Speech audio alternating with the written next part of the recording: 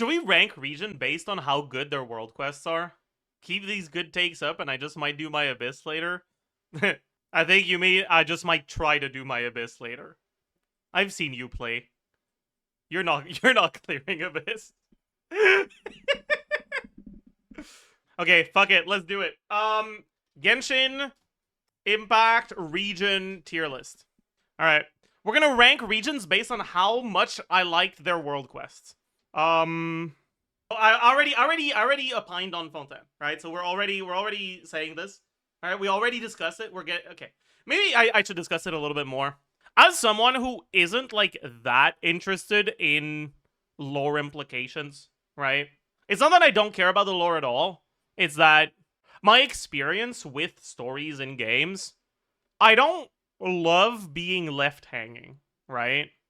A lot of different parts coming together multiple years down the line, to me, just it's like, okay, like we just fucking tell the story already, man. Like, stop.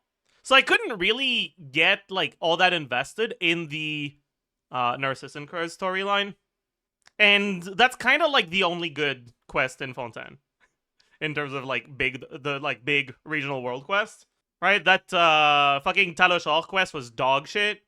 Remuria was great. Okay, I actually skipped pretty much all of Remuria, so I can't opine on Remuria. We'll have to exclude Remuria for this. Because I wanted to get my exploration done in the Sea of Bygone Eras, so I just skipped through the quest. Are we counting sub-regions? Yeah. But not Remuria, because I haven't really done it. I'm dying to see where you put Inazuma. Honestly, this may come as a surprise to some of you guys, because I'm an Omega Inazuma hater generally. But I think Inazuma world quests are like the only palatable part of Inazuma. Like, Inazuma was ruined because of the Archon quest and the story quests. But the world quests were actually kind of nice. I did Tsurumi so fucking long ago. Because I did Tsurumi when it came out on the Taiwan account at the time. That I don't remember it too well, but I remember enjoying it. Do it on the J account, I beg. I feel like I've done a little bit of it, no? Never mind. Never mind. No, I haven't. No, I haven't. Okay, that being said, I don't think any of the Inazuma world quests were, like, remarkable to me. Like, the only thing remarkable about the Inazuma world quests were the introduction of remarkable chests on Tsurumi Island, and that was not good, actually. But they also weren't bad. They were, like, okay. So it's either C or B. I'll put it in a tentative B, because I need to think about the other regions, and I'll move it accordingly, because I don't want any tier to be, like, too cluttered. And I don't feel too strongly about... Like, it's either low B or high C. Alright. Mondstadt? I think Mondstadt goes in A. Yeah, okay, you guys are right. Enka is Inazuma, so that's probably enough to solidify Inazuma in B. But yeah, Mondstadt kind of gets carried by the early game experience. And outside of the early game experience, Dragonspine is also pretty good.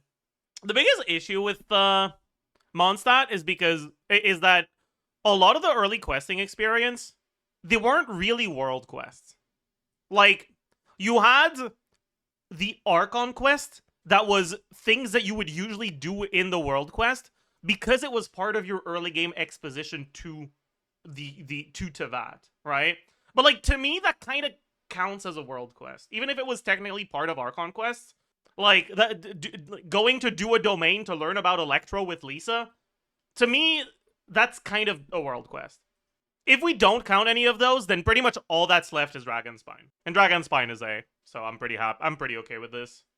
Liyue. Okay, so for me, Liyue gets held back a little bit by the fact that you'd already done your early game stuff a little bit by the time you get to Liyue. So you kind of don't have as much of the sense of wonder and whimsy that's part of the early game experience. So the, like, threshold is a little bit higher. And I don't know if it really passes that threshold for a lot of these quests. Like, the Adepti world quests were, like, kind of whatever. The like, spooky world quest was, like, kind of bad. A lot of the shit that happened here wasn't really quest. It was just, like, exploration / puzzle. And it wasn't difficult, so it was like, eh. And then it's like the expansions, right? So you've got Chenyu Vale and you've got Chasm. Chenyu Vale was okay. Chasm was okay. I don't like Chasm nearly as much as you guys do. We're always missing a waypoint in Chenyu Vale. I mean, yeah, I haven't explored Chenyu Vale on this account yet. I've done it on another account. The good parts of Chasm were Dainslift Quest and Shao Quest. Shao Quest was the worst part of the Chasm. You're wrong. It's not listen, chat. Like, I stand by this, okay? The resolution of the story in the Shao Quest was really bad. Like, the whole characterization of Shao in that quest is supposed to be him, like, learning to accept other people's help, right? And the way that resolution is achieved is through him disregarding everyone's, like, advice and warning and, like, requests, sacrificing himself, and then God being like, no, nuh-uh, and then saving him. And then we're supposed to be like, oh, so he's learned a lot, I suppose. But, like, no. He hasn't learned shit. He got rewarded for the decision that the story is supposedly trying to criticize. And to me, that just feels like, were they even trying, man? You prefer story with proper conclusion than feeling like a payoff is coming. But, like, that's the thing. It doesn't feel like a payoff is coming later. It feels like the story is concluded, right? Like, with that conclusion where we, like, go yap to Shao at the end, like, somewhere around here or some shit, right?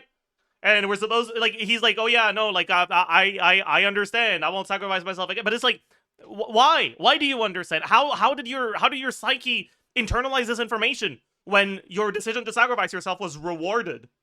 If you're gonna have him get saved in, like, a weird way where he's not, like, able to manifest physically for a while, and have him witness how his disappearance affects the people around him. How it completely destroys them psychologically. Have him reflect upon that. Have him regret. Have him lament! For fuck's sake. Yeah, having me call Amita for a day. You get it. And it just makes the conclusion of the story feel incredibly contrived. Can we discuss how Signora didn't deserve to die? Well, okay, that's a kind of an interesting one, actually. Because I feel like the story doesn't really commit to how evil they want the Fatui to be. Right, like, obviously we know that it's supposed to be, like, the lesser of two evils, right? Like, that's basically what the Fatui are being presented as, right? Like, villains with motivations that go against a greater villain, right? But the story feels so non-committal sometimes. And, like, I have no idea how evil we're supposed to consider Signora to be at this point. Because, like, she was a pretty awful person, but, like, so is Arlecchino, man. And we're getting along with her just fine. I kind of hope that, like, once we start interacting more with Sandrone, she's gonna actually, like, be pissed off at us for killing Signora at some point.